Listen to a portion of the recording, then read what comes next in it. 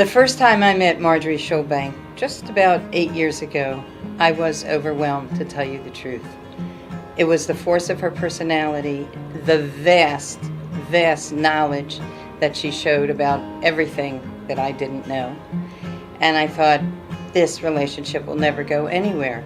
But Marjorie was patient with me, loaded me down with articles, books, and a lot of law, and taught me so much about special education, but more about how to combine the deep passion and compassion that she has with the law and with practical approaches so that our children can get what they need to succeed in school and in life. Sometimes in life you meet someone who starts out as a friend and then grows into something larger than life. And to me, that's Marjorie. Marjorie is really one of my heroes because Marjorie took her passion for making sure that each individual child gets the services they need. She identified a gap in the way we were serving children in the community, and she was able to fill that gap by bringing everything that she cared about, her whole essence, to support children and families in the community. It is an absolute honor and privilege to talk about Marjorie Shulbank. She was my boss. I worked for her for 7 years, and she was the most amazing boss. I actually loved her. I'm not sure there are too many people out there who can say they love their bosses, but I felt like she was a friend as well as a boss, and we both had the same mission. It was amazing. Marjorie is willing to advocate within the complex state and federal requirements to assure that children with special needs are receiving the services and supports that they need with common sense, problem-solving skills, a unified focus, keen intelligence, and a delightful sense of humor. I have enjoyed every aspect of my life with you.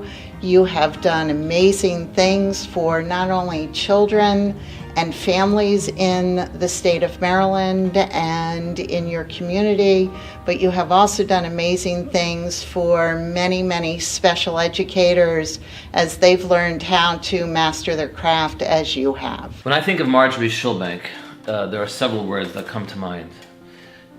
Dedication, a pioneer, and a visionary. The first time I met Marjorie was in the early 2000s, and she came and talked about the Penn Project, and I was so impressed with her knowledge. I then later met her maybe around 2003 when Marjorie and Boyd came to Harford County to talk about the autism waiver. And throughout the years, I would call if I had any questions. And when I came to work here in 2008, it was really cool because I went in to meet Marjorie and my name and phone number were on her wall, which I thought was pretty amazing. And I have to say that I've had so many different bosses, but I don't think anyone has been as smart as Marjorie. And while she's been such a wonderful boss, Marjorie, you are a treasured friend. Marjorie, so many memories. Just a few that we've built up since 1984 when we first met and started working together. Wow, how can I list? Let me start. You've just been such a wonderful colleague to work with. Such passion for families.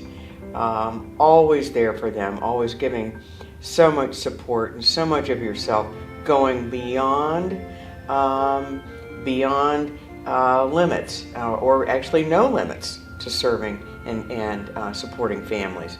Marjorie, I can't believe this day has come. When my daughter Mira was born 13 years ago, a whole new world opened up to me and my family, and you have been a huge part of that, both professionally and personally.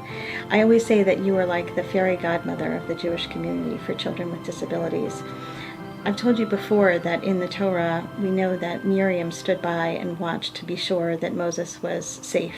And that's always what I think. Your Hebrew name is Miriam, and that's what I think that you do. You stand on the edge and you make sure that all our children are safe and have what they need.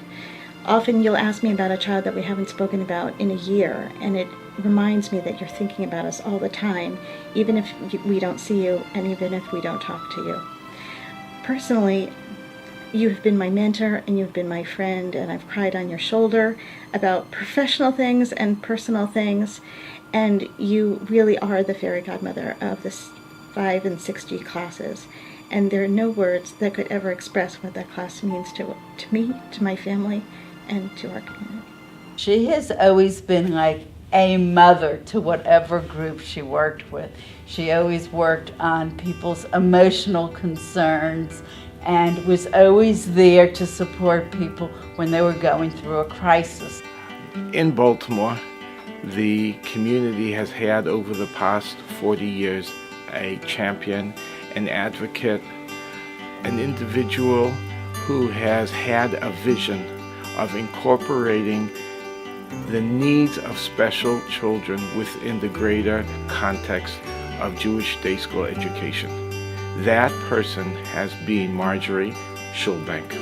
Through her involvement, through her guidance, through the connections that she had in terms of matching up parents with programs, through her encouragement and through holding people's hands, she has made a difference in the lives of many, many children and many, many families. For those of you who don't know what the PEN Project is, it is the Partnership for Educational Needs. That's its formal name. What it really is the gold classes at TA, 6G at Beis Yaakov, the diamond class at Jules, and much, much more. It is the vision of Marjorie Shulbank 11 years ago to bring needed services to children with disabilities in the Orthodox Jewish day schools.